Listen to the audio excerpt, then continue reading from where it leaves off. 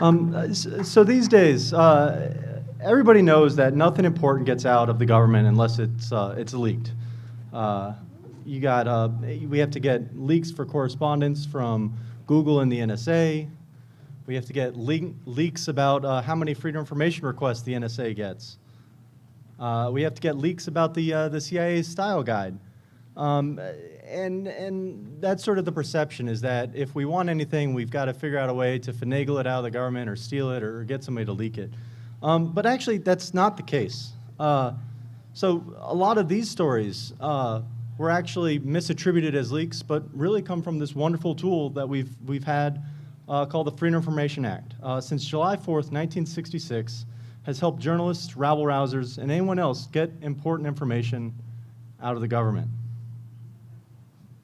And while it's a lot more exciting and a lot sexier to kind of say, hey, these documents were leaked and sort of secreted out, and there was some danger and drama in there, something that this relatively benign and boring tool is actually really powerful and a really important and accessible and relatively safe way for anybody to get documents they want. Just two FOIA websites, Government Attic and my site, Muckrock, have published over 500,000 pages of previously unavailable government documents over the past few years, including a lot of stuff that's later shown up in the New York Times, the Washington Post, and the Wall Street Journal. Earlier this week, in fact, two of today's preeminent news luminaries, Jon Stewart and Jerry Seinfeld on The Daily Show, reported on a groundbreaking investigation into CIA cafeteria complaints. It's just one example of really the power and breadth of the Freedom of Information Act. You can really get some amazing things. And the wonderful thing about FOIA is that it's for anybody, and you don't need permission to file a FOIA request. This is a part where the law is on your side. That's something that we really hope that everybody here today takes home with them and sort of takes as not just a civic right, but a civic responsibility to file requests.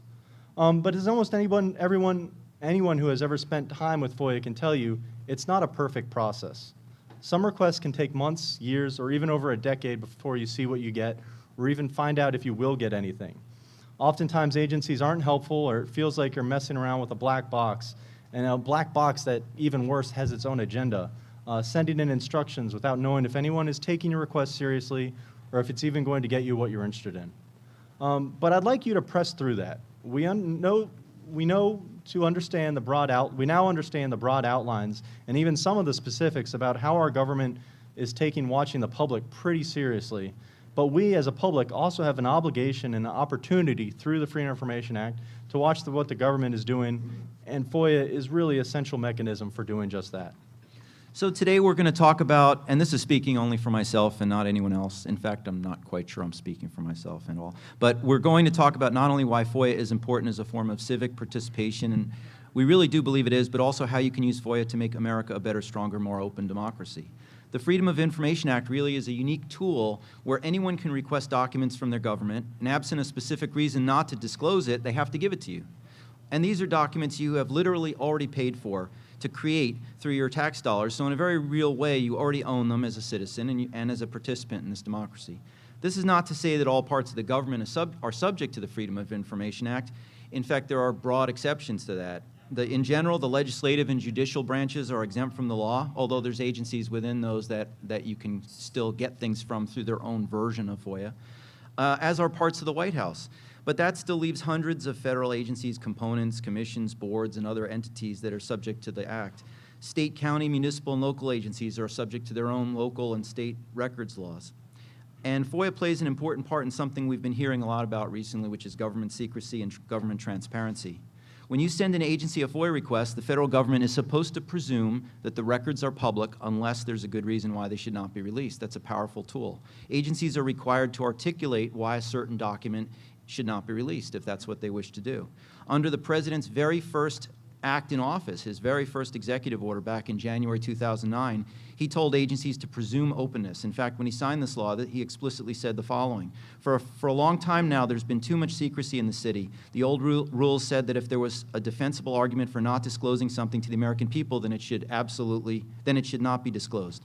That era is now over. Starting today, every agency and department should know that this administration stands on the side of not of those who seek to withhold information, but those who seek to make it known. This was a big change from the previous administration. A couple of months later, the Attorney General remarkably instructed agencies, the degree to which they've listened to him has varied, but to release documents whenever possible, even if technically exempt under the law, if their release would not cause what's called foreseeable harm. And so we have this amazing decades-old law. It just turned 48 on July 4th, but it doesn't look a day over 30, with a very new, very clear executive order to release when it will not cause foreseeable harm. So if you're researching the activities of the government, FOIA gives you a lot of ground to work with. One of Muckrock's users, for example, recently FOIA'd and obtained a set of training materials from the Drug Enforcement Administration on its parallel reconstruction practices. Now, parallel reconstruction is an interesting law enforcement practice by which the agency more or less creates a false trail of how it discovered certain information to shield how the damning information was actually found.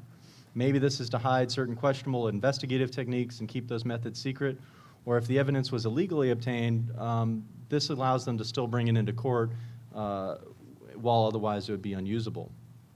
We got all these PowerPoint presentations that the government created internally on how to use this sort of shady technique to hide what they were doing.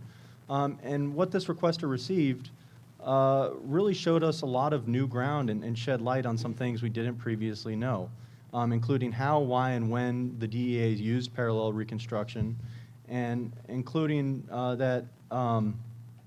written out that the DEA uses parallel reconstruction not only because it might not withstand court scrutiny, but because it might not withstand public scrutiny if the public knew how they were doing their job. They specifically say Americans don't like it when we're honest about how we do what we do. And this is something that he got not from a leaked source, not from anybody who sort of had to risk their job or career or going to jail, but he filed a request with the government and they gave it to him. And this included a lot of other really interesting material, including the fact that, so they sort of had one PowerPoint slide that showed here are the 4 ways that we primarily go about combining intelligence community stuff with drug enforcement agency stuff. And a lot of times you can get some kind of funny or interesting redactions that are almost more telling about the agency than the stuff that they release.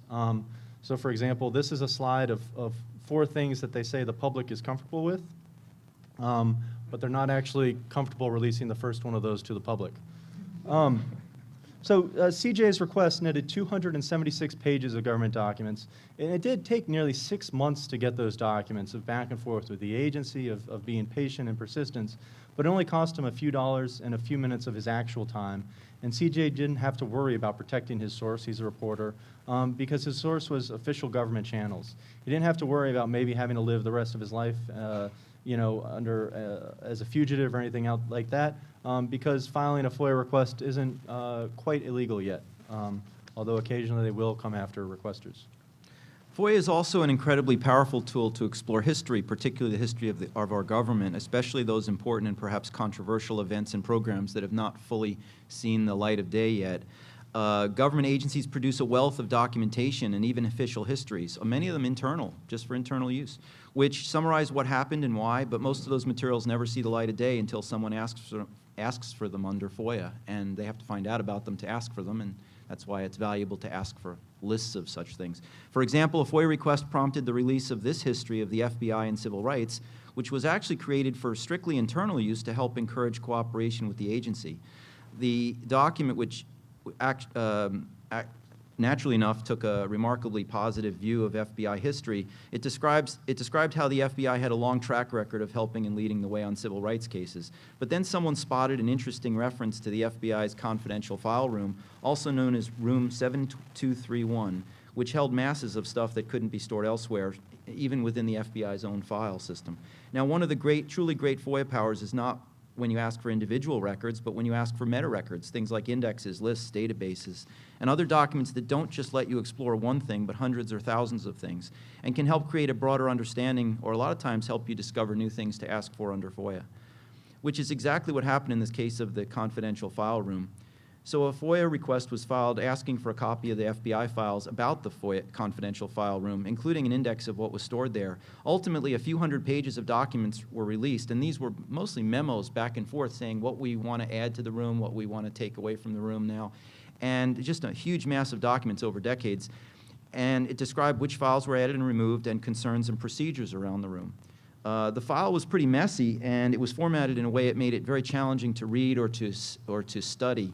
So Amazon Mechanical Turk was used to gather a list of the file numbers and names that showed up in the individual file pages, page by page, and that worked out really well. Typically, files were added to the confidential file room that were extremely sensitive or needed special handling, such as communications regarding interagency security matters, which is actually a lot more interesting than it sounds, and very sensitive activities, and I won't go into details, but even there was even a large quantity of files containing indecent, obscene, or gruesome materials or photos, and the reason they were put there is because it was felt that they were unfit for the delicate eyes of the Bureau's female file clerks. So what happened was that over time they kept adding files to the confidential file room, and nobody ever took them out, and the holdings grew and grew. Part of the file actually talked about concerns that there were so many heavy file cabinets crammed with paper that the structural integrity of the building floor was jeopardized in the FBI building. And eventually the FBI even offered a tour of the room to a reporter from the Boston Globe who wrote a lengthy story about it a couple of years ago. Some of the other information that came out was pretty incredible, including the fact the FBI had secret lists of prominent gay individuals created in the 50s and 60s, and the fact that the FBI had documented its procedures around snitch jacketing. This is a practice in which the agency leaked false rumors that a person was cooperating with the FBI in order to discredit them within the organization they were working with, and sow division. And this history isn't limited to just historical interests, but can have a real impact. There's a project called the Civil Rights Cold Case Project, and it's a really wonderful example of using FOIA for something that has a real impact. The Civil Rights Cold Case Project is a team of reporters, editors, documentarians, and family members of those who were victims of unsolved civil rights cases from that era. And it follows up on these cases that are literally 40 or 50 years old and uses FOIA, oral histories, and old police reports that they receive under public records law to take a new look at these cases that you can imagine the local police back then just didn't care about that much. And they've gotten prosecutions all these years later, 50 years later, they're finally prosecuting people for murders and abductions and assaults. And every single one of these investigations starts with public records requests, asking for these old FBI files, asking for these old police reports that in a lot of cases they hang on to even though they never actually followed up on, and documents that anyone can go and ask for, but for decades nobody did ask for these documents. While FOIA is used by reporters to help us understand what is going on, FOIA is also separately an incredibly important democratic tool for any citizen. If we're to properly evaluate and vote for the leadership and policies that work, we need to understand what our government is up to. It's as simple as that. But oftentimes that can be pretty difficult. Various government agencies have grown fond of putting up open data portals and describing that as transparency. And we see this a lot, particularly at the city and federal level. And those data portals are really wonderful, and they're a great thing to see, and it means that we can now, in a lot of cities, map out bus time in real time. But just as important as what the government is eager to share is answering the questions that the public has about what government operations. And sometimes those two match up, and sometimes they don't, and FOIA is a great way to remedy that. Over the past 2 years, Muckrock has been what we're calling the drone census, a large-scale look at how unmanned aerial vehicles are being used across the country. We even came up with a fun little logo for it. And Muckrock served as a platform for our users to file about 700 requests, actually one request more or less 700 times, with agencies all across the country at the state, local, and federal level asking, have you bought any drones? Do you have plan to buy drones? Do you have any policy around drones? And we invited anybody to come in and submit an agency that they were curious about. And sometimes people had a good reason to think that agency had drones, and sometimes they're just curious. Mostly people suggested police departments. Where should we file, we asked, and why do you think this agency might have a drone? We had hundreds and hundreds of people write in. Maybe they had heard something from a friend, maybe they saw something suspicious above their house. One person actually emailed me a video of what looked like they were being chased around by a flashlight inside their living room. But we went ahead and we filed a request in that city. And we found some really surprising stuff. I mean, some of the requests that we thought were a little bonkers at first, it turns out that a lot of these small town random police departments, in a lot of cases, did buy drones. And it was surprising to us, and even weirder, it was surprising to some of the towns and the agencies that we filed with. For example, the Maine State Police, had heard about drones, and one of the police officers there was pretty jazzed about them. So he sent somebody to the local Verizon store, and they picked up, one of those $200 RV drones. And they were playing around with it and planned to use it for tactical purposes, which is perfectly legal to buy a drone, except you need an FAA permit to use it for anything beyond hobbyist purposes, and they didn't have a permit. And we said, why don't you have a permit? They said, what the heck are you talking about? We don't need a permit. And we explained that actually, yes, they do. And so they said, well, I guess we're not going to be using that for actual missions. And they didn't understand why this pesky reporter was calling up and asking until it was sort of explained to them. And FOIA is a really powerful tool that even when agencies don't realize they're doing something wrong, you can get some documentation to prove that. And that's a relatively benign, a state police officer thinking these drones are cool, and they are cool, and just ignoring federal law in the process. But there was a lot more interesting cases, too, such as the Seattle Police Department bought 2 drones in 2010 for a little over $82,000, and then did some training for its officers. And then they didn't tell the city council, they didn't tell anybody, really. And they got all this money from Homeland Security, and they bought these drones, and pretty substantial drones, a little more than their Verizon one. And they were getting ready to use it for operational purposes, and then somebody filed a request, and it came out that they had drones, and the city said, we're really not comfortable with you running these drones. You need to not use them. And they said, fine, we won't use them right now. And then somebody a little later filed another FOIA request, and instead of not using them, they were trying to buy 2 more drones. And so after the second FOIA request, they made Seattle get rid of the drones. After they finally said, okay, we can't trust you to get rid of these, we need you to document getting rid of them. And it turns out that they couldn't return them to the manufacturer, so they gave them down to their friends in LA.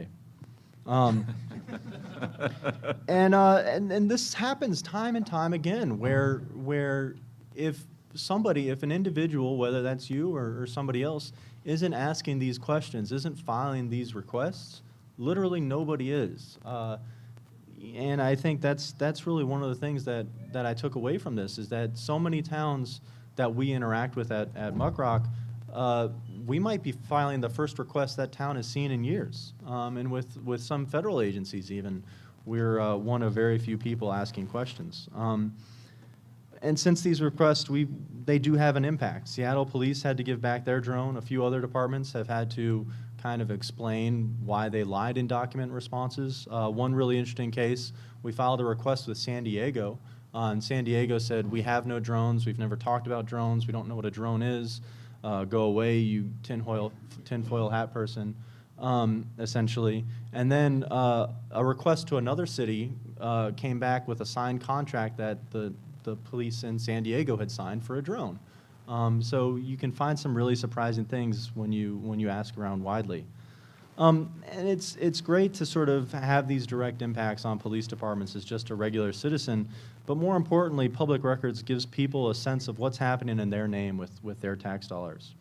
We've started doing a similar project with Stingray technologies, which are basically these fake cell phone towers that police can put up and grab call and location data wholesale. Crazily enough, the makers of these devices, were kind of worried even before they started selling them that people might ask pesky questions like, is this legal? Is this ethical? Are the people who use this, who can't even operate a fax machine properly trained to use this surveillance equipment? And so the Stingray manufacturers often put in part of their contract that says they're not allowed to talk about what they buy and how they're using it. But of course, most of those agreements are available under public records. I should add here that if someone files a request and then someone else files a request and the third person files a request for some sort of data from a state or federal or local city agency, they pretty quickly get the message that there's interest there, and it does tend to encourage the proactive posting of this kind of data that is of obvious interest to the public. In fact, in the federal law, it encourages agencies to post anything online that they've gotten at least well, they say that they're likely to get more requests for. Usually agencies interpret that as if they've gotten 3 requests. That's public interest. But that will often spur them to do it because it's just frankly easier to post it online than to keep handling these annoying requests for the same information over and over again. So what can you do? One of the great things about FOIA is that it's accessible to everyone, not just journalists. Anyone's permitted to file a Freedom of Information request, and the law guarantees that right, and it can be very simple. Here's an illustration put together a couple years ago by Phil Lapsley, the author of the book Exploding the Phone. Thanks, Phil. And I liked it so much, we're going to recycle it today. So take some careful notes, because this is what's required for a formal official FOIA request. First, it must state it's a FOIA request. It must describe the records. You can't really ask questions, only for something that exists in some tangible form. You have to indicate you should indicate what fee category you're in. Are you an individual requester, which is called all others? Are you news media? Are you an educational or scientific requester? Or are you a commercial requester? And commercial requesters get fees loaded on, and individual non-commercial requesters don't, and news media requesters get even less fees. And you must state a willingness to pay a fee. You can say, I agree to pay fees up to $25 without my further permission, or please notify me if fees are expected to exceed $15, or you have to put something in there. They expect to see it. Otherwise, a lot of times agencies will say, that request hasn't been perfected, so we're going to send it back. It's good to include a way for the agency to respond to you, such as email, phone, mailing address. That's very important.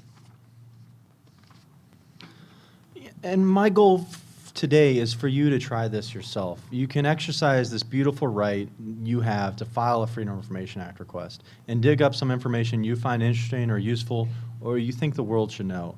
It can be for some historical FBI files or how your local police department is policing your neighborhood, or for airline inspections of water quality. Here's a traveler pro tip for everybody who flew here. Never drink airline coffee, ever.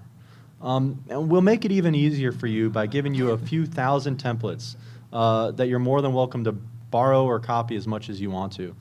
You can browse over 10,000 requests, which are all public, from the very first initial request to the appeal to when we get the eventual documents at muckrock.com. And that recruits requests in every state, plus DC, plus, of course, with federal agencies, all of which have sometimes slightly or sometimes very different laws.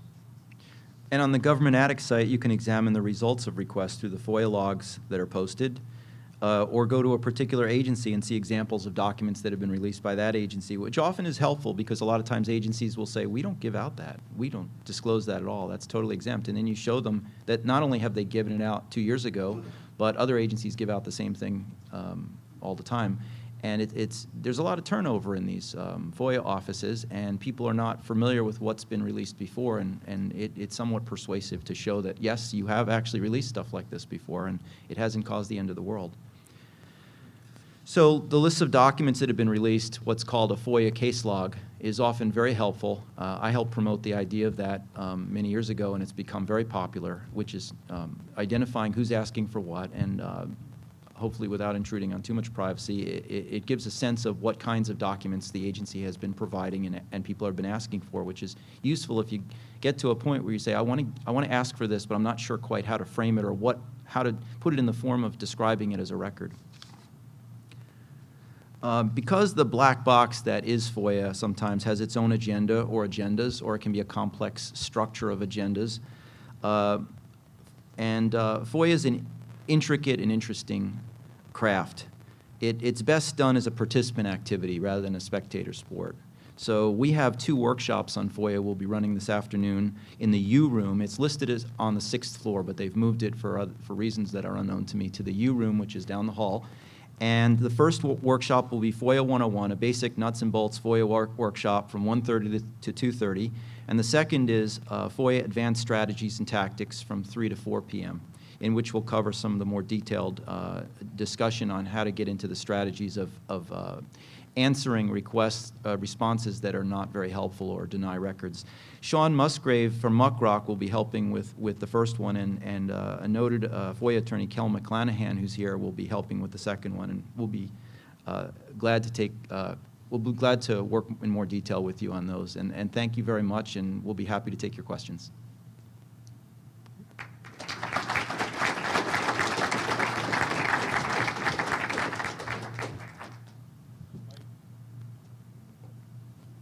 You there in the dark. We can't see anything out here.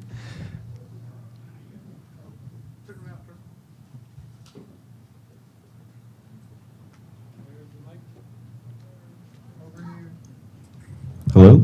Yeah. Hi, I was wondering if there's anything in the law or any amendments that state standard formats that the data is presented in, or can agencies just give you like a tape that has no reader and it's like, oh, all of our records are on this? They have occasionally done that. There's a lot of encouragement to give it in its native data format. Usually that they can export it to an Excel format if it's a database. They usually, if it's email, they usually print out those emails and give that to you. But you can kind of push back and ask for the original native format. I haven't seen in a long time where they've given it to you in something that's completely unreadable. It's happened, but I haven't seen that in years. I've seen a situation of that. It took about 8 years for us to figure out how to open up this weird data format on a difficult data cartridge, but we did, and the results of that is airforcehistoryindex.org, which is a compilation of all the Air Force historical research papers, some 100,000 of them from the Air Force Historical Research Center. And actually, they use that as their index more now than their own system, which is very buggy, and they haven't rewritten it, and it's falling apart, and it's protected by all kinds of password protection. So they like the airforcehistoryindex.org very much. In general, the law says that you can ask for records in a form that they're maintained in. So if they're maintained in a particular form, if it's an Excel file and they dump it out onto fuzzy PDF pages, then you in theory can go back to them and say, no, I want it in Excel. And it's good to specify that you want something in a digital or electronic format, because it's much cheaper to get it that way. They're not printing out loads of paper that you're not going to be able to use very easily or scan it. But sometimes they will work with you to if you ask for it and give them a couple of choices of data formats, they sometimes can talk to their IT people and give it to you. But they are required to give it to you in format they have it in, so that helps. Oh, thank you for your work. Hey, so I'm a journalist, and I filed FOIA requests like both using like the service like Muckrock and like kind of the old-fashioned way. And I was just kind of curious if you think that there's any kind of advantage or disadvantage to using something that kind of like Muckrock, which sort of just posts everything publicly, like all the correspondence happens publicly, as opposed to sort of like something like FOIA Machine, which is that new service that kind of just like basically links your email to the correspondence as it goes out. Have you seen any kind of advantage or disadvantage to either of those methods? Yeah, I think it mostly depends on what are that sort of person's goals, and if you were going to get something sensitive like your own files, I don't recommend using Muckrock because we post everything, and you probably don't want your whatever the FBI has on you. I think one thing we've seen is that some people sort of traditionally, a lot of the best FOIA experts kind of treat FOIA like their own personal gold mine. And one thing that I think is helpful is that you have more people, who are sharing things, right? We have these wonderful sites that we can upload documents. We have sites like Government Attic that post sites like Muckrock and FOIA Machine that encourage publication of stuff. And for some people, I think it depends on the request and sort of what their goals are for that request. There's a big controversy brewing right now in terms of something called FOIA portals, which are government agency sites which administer FOIA and take care of some of the back and forth electronically, because some people are concerned, especially reporters are concerned, if everything is posted that they're doing in real time, what's the incentive for them to go out and try to dig up a story that their competitors can jump on immediately? They see the need for sharing, they like transparency, but they would like to be able to do their jobs. And there's a tension between the need for openness and reporters wanting to share, but not wanting to share actually right away until they write their story. And agencies sometimes go a little bit overboard and want to post all of the requests with all the information about the requesters right away, and that's sort of causing some concerns. Although people would like to see what's been requested, they also understand that there are certain circumstances where somebody might not want the fact that a personal piece of information is being requested, or they have a spouse that's trying to find them or something, or there's a reporter who's trying to do a story.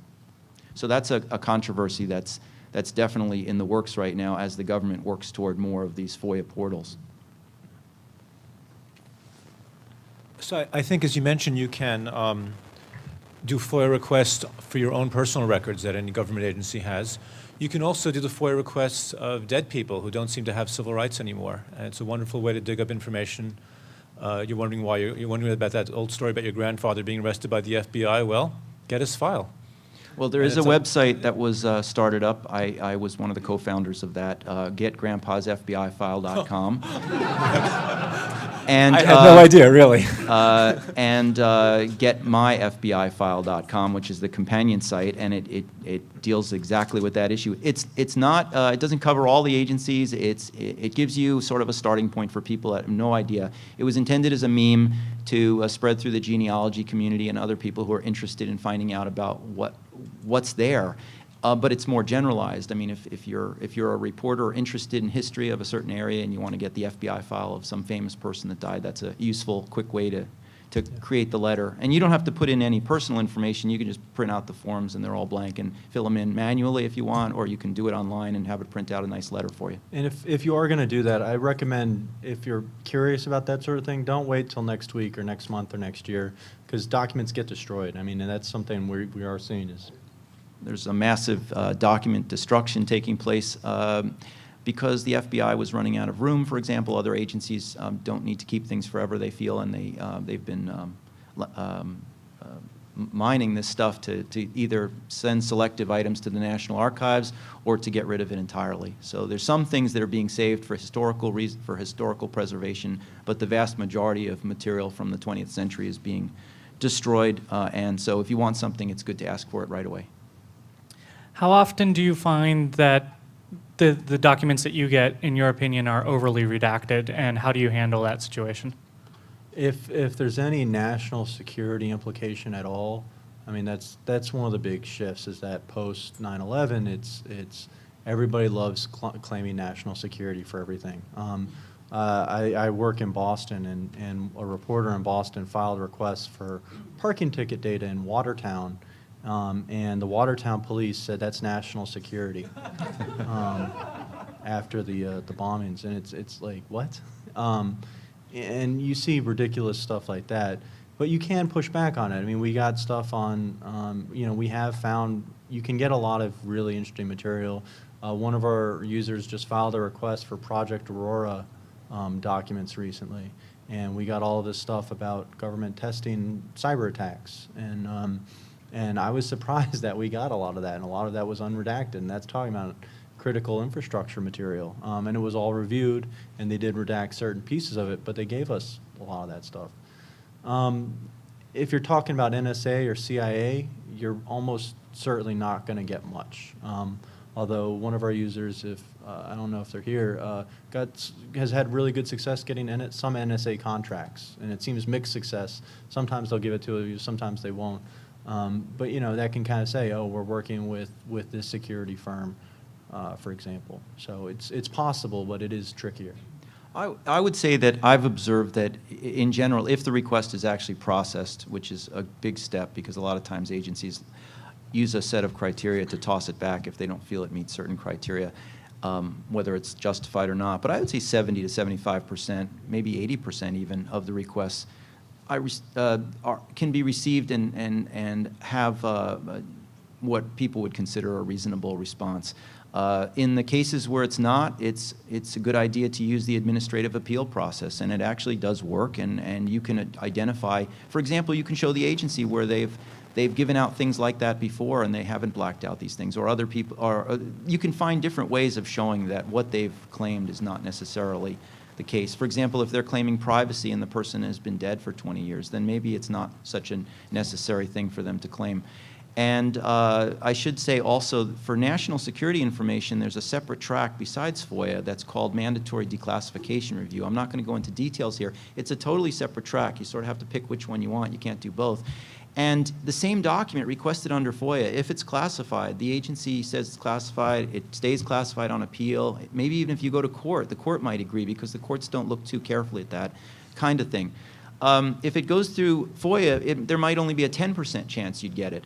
If it goes through MDR, there's like a 90% chance. This is the same document being reviewed by people who are using the same criteria. So that's strange, and the explanation for that is the top appeal level for the mandatory declassification review is this interagency committee that's been pretty good about declassifying things. Whereas for FOIA, you have to go to the courts, and the judges, they say we give discretion to, we allow the agencies basically to make their decisions, and we defer to their decision-making on classified materials. And this can be classified stuff that's 50 years old, 60 years old, 70 years old. There's classified stuff that's 100 or more years old, believe it or not. So you should be aware of that MDR track, which is what it's called for classified type materials, if you think it's classified. Where do you see Muckrock in the next few years? What kind of features and enhancements are you thinking about? So when we built Muckrock, I was a broke journalist at the time, and so we built it to be very lean and last a long time, because we started 4.5 years ago, and we have requests that are 4 years old at this point and still pending, and Mike has had requests going back a decade. Well, Appeals over a decade? there's one that's in appeal that was started in 1998, and there's one that's still in its first part from 2002. So Yeah. they sometimes hang around a while, but that's the exception. That's not what you should necessarily expect. Especially today, agencies have to publish now their top 10 oldest requests, and that sort of keeps them aware of the backlog that they face. Sometimes they sort of shoveled that under for a while, and it got lost. But so our number one feature is always being around. We've been threatened with jail, we've been threatened with lawsuits, we've been threatened with Beyonce, and all these other things. Long story. So our number one feature is just stick around. But I think after that, we've got a mobile site coming up that we're really excited about. And then our big feature is, letting people clone other requests. One of the things our amazing users have done is sort of say, hey, you filed this really interesting request in this city. I think it'd be really amazing to file that in another city. And so we want to make that easier. And then analysis. I think FOIA is a wonderful tool, and I've become obsessed with it over the past 4 years, but to me it's only interesting because of what you can do with it. The FOIA law itself, no offense to any wonderful FOIA lawyers in the audience, doesn't really interest me beyond how it gets me the documents I want. So we're really looking at ways to help our users unearth interesting documents and share those with the world and then analyze them. So when you get a 700-page or a 7,000-page document, make it easier for people to understand what's in it. The thing that's amazing to me is when I look at the Muckrock site, how there's a huge amount of material there, huge, and most of it hasn't been examined very carefully by anybody. I think it would benefit from a better search engine and better availability of the materials. So Mike has his work cut out for him. Yeah, if you want to build it.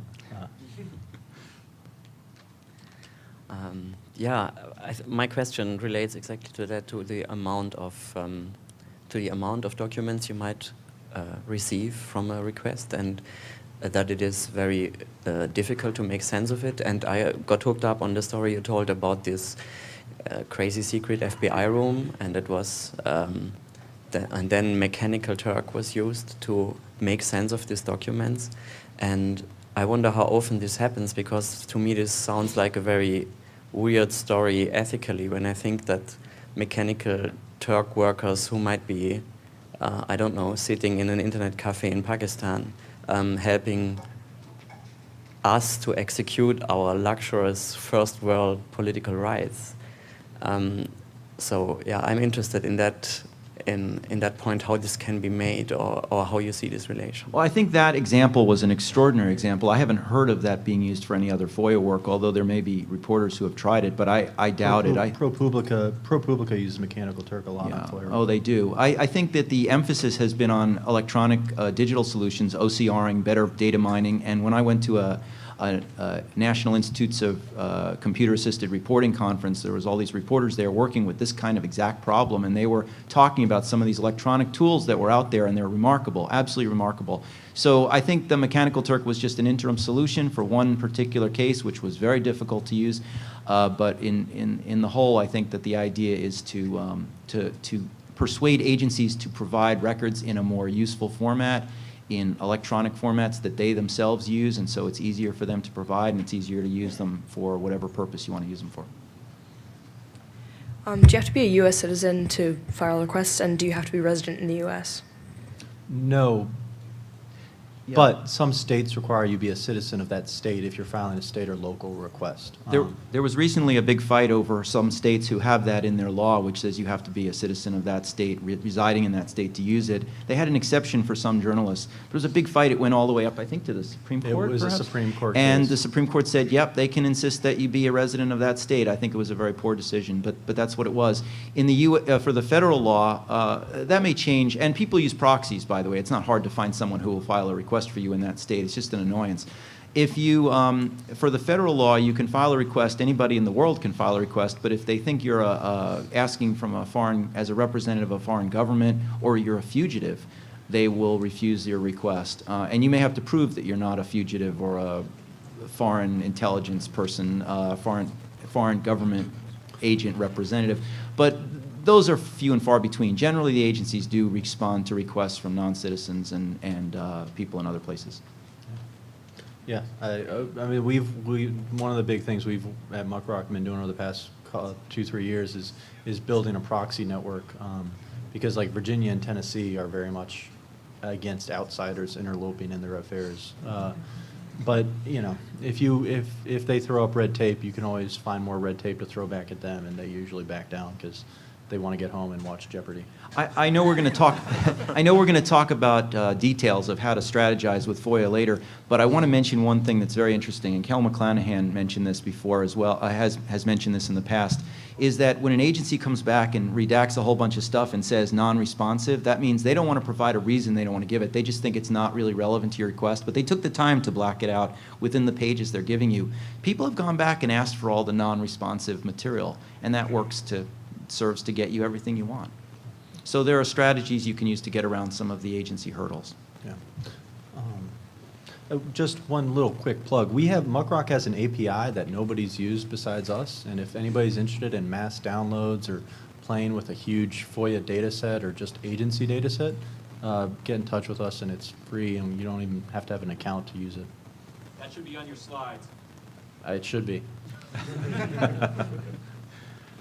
So I was wondering if there are categories of responses that designate the unavailability of documents, and specifically, do they have to tell you that something exists or not if you're asking for a vague piece of information? Well, that's a good question. A lot of times the thing that keeps people from asking for certain records is they don't know it exists, and the agency isn't necessarily inclined to make a proactive effort to let people know about that data or what format it exists or what records exist.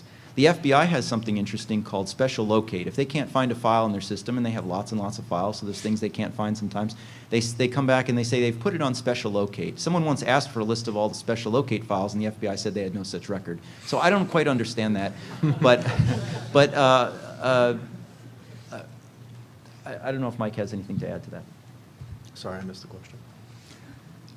I think that it's hard to ask the agency whether it has records or not. You can ask them whether they have records or not on a certain, but they will basically decline to answer questions because that's not what the purpose of the law is, and they're very picky about that. And Yeah, I mean, I would just say there's so many resources. Government Addict, looking through, they have FOIA logs for so many agencies. Muckrock has almost 500,000 pages at this point.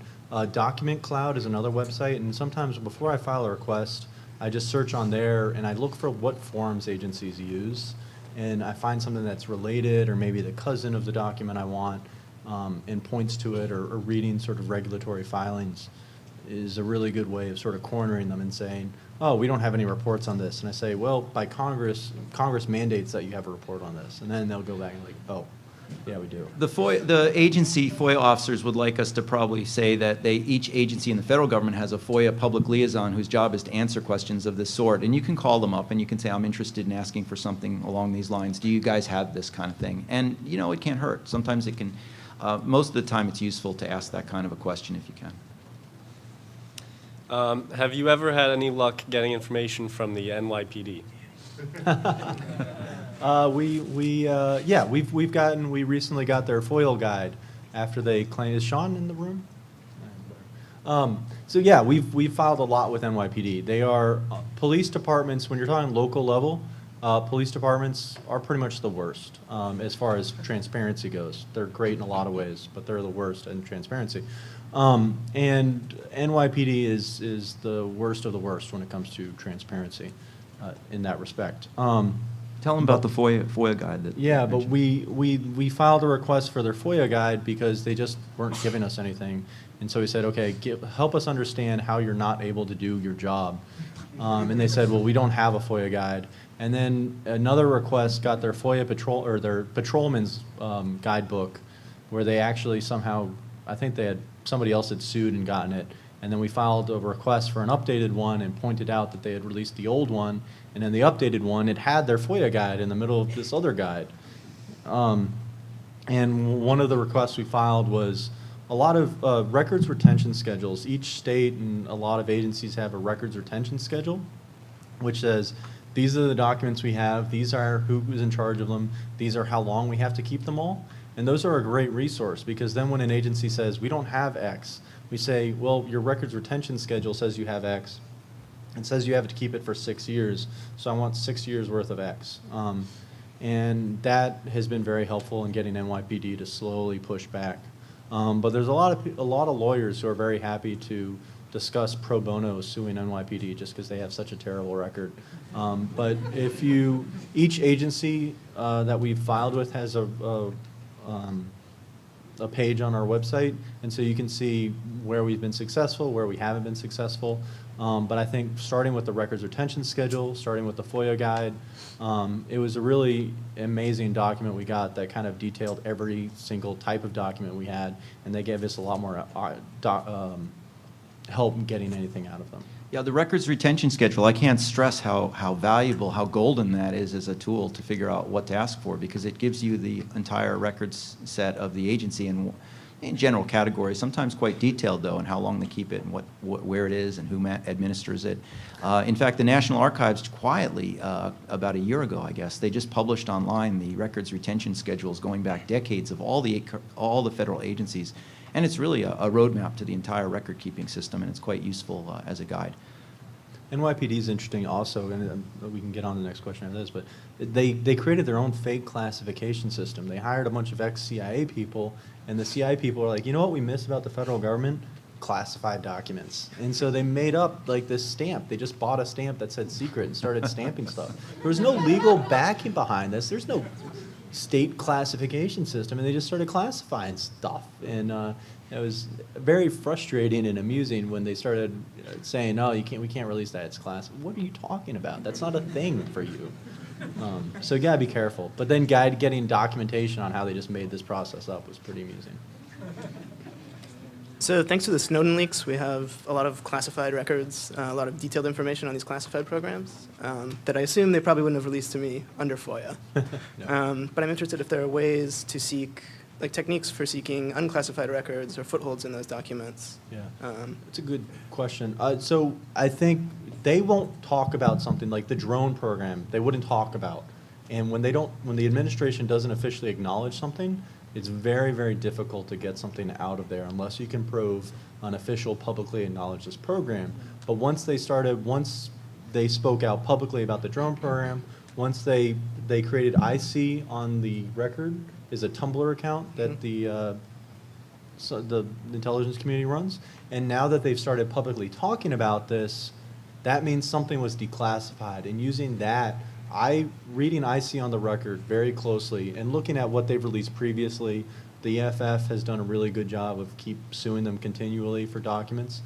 That kind of opens a window, because when they start talking about these programs publicly, that means that there's at least some material that's been declassified. So the Snowden leaks are a very useful guidebook, but if you want to file FOIA requests and get some traction, I would point to what they've released and use that as your starting inroads. Sometimes it's good to look at the historical record, and each of the agencies has published, intelligence agencies, for example, has published hundreds of historical documents describing what they did. And NSA, for example, has been quite good, as opposed to others who we won't mention haven't been very good. But NSA has been excellent in releasing some of these historical documents, which don't provide viewpoint on what the current situation is, but they give you a good window on what happened before, which is often helpful. So I think we have time for one One more last quick question. question, and Yeah. please come to the workshops. I have two quick ones. One is about NYPD at Wall Street protest. There's a big truck there, Turco, whatever it's called, surveilling everyone there. Have any of those records been made available? And then you made a reference to having been harassed, threatened with lawsuits, and some sort of Beyonce reference. I wonder if you could clarify that. Yeah, so there's been a lot of good lawsuits briefly.